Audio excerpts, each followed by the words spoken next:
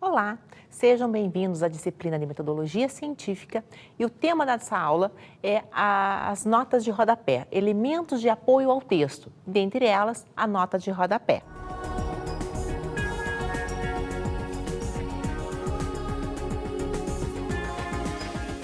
Então, o que são notas de rodapé? São aquelas informações que nós vamos apresentar na parte inferior da folha do nosso trabalho. Existem dois tipos de nota de rodapé, a nota de referência e a nota explicativa.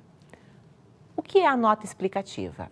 Ela vem para trazer informações adicionais ao seu texto. Qual é a formatação gráfica dessa nota explicativa? Ou da nota de referência, que também é uma nota de rodapé? Nós vamos trabalhar com uma fonte menor, ou Times ou Arial, fonte 10, e o espaçamento entre as linhas vai ser o espaçamento simples, ou espaçamento 1. Então, nós saímos daquele formato do texto, que a fonte era tamanho 12 e o espaçamento era de 1,5, e passamos para a nota de rodapé com fonte tamanho 10 e espaçamento simples. Não vamos deixar nenhuma linha em branco entre as notas de rodapé, entre as informações das notas de rodapé. Então, elas são sempre na sequência. A sucessão de todas as notas deve ser controlada por meio da numeração. Então, para cada informação que se queira acrescentar, você vai utilizar um número e esse número vai ser indicado embaixo para fazer a relação do texto com a informação complementar que está apresentando no final da página. Nós vamos utilizar os algarismos arábicos e vão ter uma numeração única e consecutiva para todo o trabalho. Então, nós não vamos reiniciar essa numeração a cada capítulo ou a cada tópico. É sempre única e consecutiva até o final do trabalho. O corpo de cada nota deve ficar separado do texto, da parte normal do texto, por um traço de 3 centímetros partindo da margem esquerda. Então, é aquele traço que vai dizer o que é o texto e o que é nota de rodapé. Então, vamos trabalhar um pouquinho com a nota explicativa. Então, a gente vai usar a nota explicativa para apresentar algum comentário, alguma explicação ou até uma tradução de alguma expressão, de alguma palavra que seja de outro idioma. Ela não vai ser incluída no texto para não interromper o pensamento. Então, é aquela informação importante, ela complementa aquela ideia ou ela agrega alguma informação àquela ideia, mas se você for usar lá no texto, vai acabar atrapalhando o seu desenvolvimento, vai cortar o seu raciocínio lógico. Então, você insere um número e lá embaixo você faz aquele complemento, aquela explicação a mais que você acha interessante para o leitor. Vamos ler comigo esse exemplo? No texto, como é que ficaria? Aliás, a proposta de Piaget é mesmo, abre aspas, estudar o julgamento moral e não os comportamentos ou sentimentos morais. E ali eu coloquei a indicação do número 3. O que eu quero complementar em relação a essa citação de Piaget? Então, na nota explicativa, então lá embaixo, na página, a gente vai ver essa complementação, que a fundamentação moral, como norteadora da conduta humana, requer a apreciação das perspectivas racional e emocional. A pessoa humana não é apenas cérebro, desprovida de sentimentos. Então, essa é a informação que eu gostaria de trabalhar, que eu gostaria de levar ao leitor como um complemento àquela teoria de Piaget, mas que lá naquele parágrafo não teria como inserir essa informação. Por isso, utilizamos a nota de rodapé. Nesse outro exemplo que eu vou apresentar para vocês, vamos ter um trabalho de Radi, que trabalha sobre avaliação escolar. Vamos ler comigo? Então, segundo Radi, 2001, página 30, o que vale para as bancas vale a fortiori para examinadores. E daí eu tenho uma expressão ali em latim. Então, o que significa essa expressão? Muita gente não vai conhecer essa expressão em latim. Então, lá na nota de rodapé, eu tenho que é uma expressão latina que significa por causa de uma razão mais forte, ou seja, com mais razão, com muito mais razão. Então, lá no texto, eu não teria como trazer esse significado, trazer essa explicação, por isso usamos a tradução na nota de rodapé. No próximo exemplo, a gente vai trabalhar com uma obra de Behrens e que a gente vai explicar alguma situação em relação à autora. Também é possível utilizar a nota de rodapé para isso. Vamos ler o exemplo?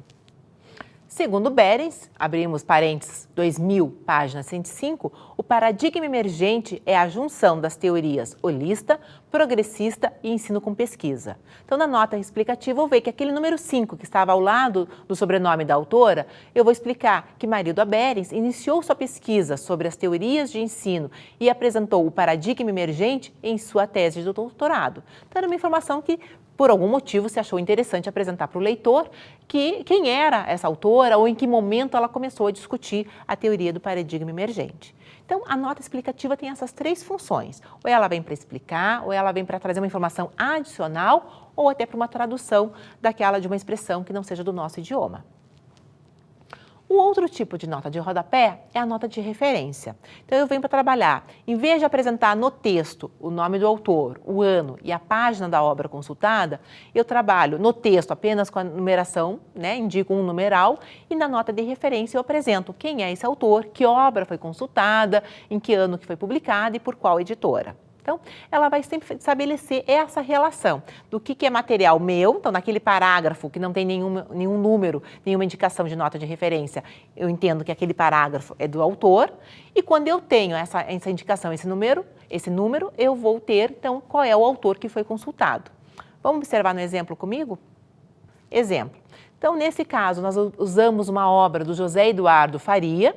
Então, entramos com Faria, o sobrenome, o último nome com toda a letra maiúscula, vírgula, José Eduardo. Ele é o organizador dessa obra, então, entre parênteses, a abreviatura ORG.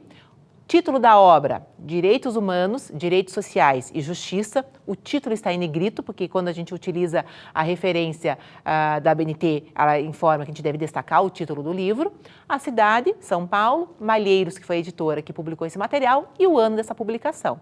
Então, ficaria dessa forma a citação usando a nota de rodapé. Lembrando que a cada página, cada vez que você citar essa obra pela primeira vez nessa página, a citação tem que ser esse modelo. Ela completa sobrenome do autor, nome do autor, título da obra, cidade, editora e ano. Então, a gente sempre vai seguir essa ordem. Se na mesma página eu apresentar essa mesma obra, eu começo a trabalhar com outras expressões em latim, que é o idem, o ibidem, ou o opsit, que é o opcitato. Tá? Então, vamos ver alguns exemplos sobre esses casos que eu mencionei. Citação da mesma obra consecutivamente. Quer dizer, nesse parágrafo eu trabalhei com essa obra e no parágrafo seguinte eu continuei trabalhando com essa ideia desse mesmo autor. Então, a primeira referência ela vai ser completa, então vai indicar o nome do autor, título da obra, cidade, editora, ano, e a seguinte a gente vai usar a expressão ibidem ou a expressão abreviada ibid. E depois disso, a página que você consultou. Então, eu não repito mais nem o nome do autor, nem a obra, nem cidade, nem editora, apenas apresento a expressão ibid. Significa que eu estou trabalhando com a mesma obra, do mesmo autor, com uma outra página, uma página diferente, que é aquela que eu apresentei. Acompanhem comigo esse exemplo. Então, nesse caso, utilizamos a obra de Paulo Freire. Então, iniciamos sobrenome, Freire, vírgula, Paulo, Política e Educação, São Paulo, Cortês, 2003, página 39. No parágrafo seguinte, usei a mesma obra. Então, como é que fica a nota de referência? Número 7, no exemplo aí, o IBID, página 40. E a citação seguinte que eu usei também foi do Paulo Freire. Então, 8, indica a outra citação que foi feita, IBID, página 41. Então, aí é o exemplo de citação consecutiva da mesma obra do mesmo autor. O outro exemplo que nós temos é citação não consecutiva, quer dizer, estou trabalhando na mesma página de trabalho, só que eu vou intercalar autores. Eu vou primeiro trabalhar com o autor A, trabalho com o autor B e volto a citar o autor A, por exemplo. Então, foi necessário, porque eu quis discorrer, trazer ideias diferentes, então por isso que eu inseri o autor B no meio das citações do autor A, então isso é totalmente aceitável, é interessante até que você utilize esse recurso, você vai inserindo autores, misturando ideias para mostrar que você dominou esse conteúdo, que você se aprofundou na sua pesquisa bibliográfica, só que na hora de fazer as citações você vai ter que ter esse cuidado. A ABNT especifica como apresentar essa citação. Então, observem comigo no exemplo. Então, continuo trabalhando a primeira ideia com uma obra de Paulo Freire. Então, o item 6 ali se refere a Paulo Freire, com a mesma obra, Política e Educação, São Paulo, Cortês, 2003, página 39. A citação seguinte, que é indicada pelo número 7, é da Heloísa Penteado, com a obra Meio Ambiente e Formação de Professores, São Paulo, Cortês, 2001, e eu voltei a trazer uma obra de Paulo Freire, Eu voltei a trazer uma citação, um trecho da obra de Paulo Freire. Então, citação 8, Freire, vírgula, Opcite, é opus citatum, quer dizer, obra citada, é uma expressão em latim também. Então, opcite, vírgula, página 39.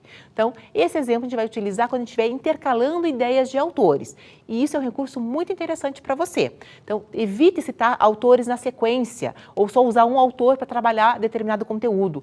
Faça essa conversa, faça essa integração de ideias, de conceitos entre os autores. Isso enriquece o seu trabalho. E para a ABNT, é dessa forma que eu apresentei que vocês vão utilizar para fazer as referências, né? Usando a expressão opcite.